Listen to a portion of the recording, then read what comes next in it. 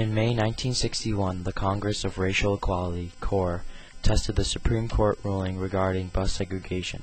They organized buses that would take supporting African Americans and whites from Washington, D.C. to New Orleans, Louisiana. These supporters were known as the Freedom Riders, in which they left on May 4th, expected to reach their destination on May 17th. The goal of the Freedom Riders was to work for a national chain reaction to end segregation, not just on buses, but in bathrooms, drinking fountains, restaurants, and so on.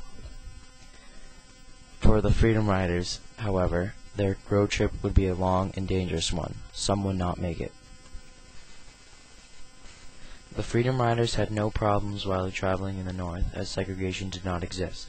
It was when the interstate buses entered the South that conflict arose. Police would arrest riders for trespassing, unlawful assembly, and violating the Jim Crow laws. Often police would let white mobs attack Freedom Riders and cause some of them to seek medical attention. The riders never made it to New Orleans, and they were forced to turn back. Although the Freedom Riders endured brutality and jail terms, they generated lots of publicity and inspired many civil rights activists. Protests had spread to train stations and airports across the South, and in the fall of 1961, Interstate Commerce Commission (ICC) issued rules prohibiting transportation segregation.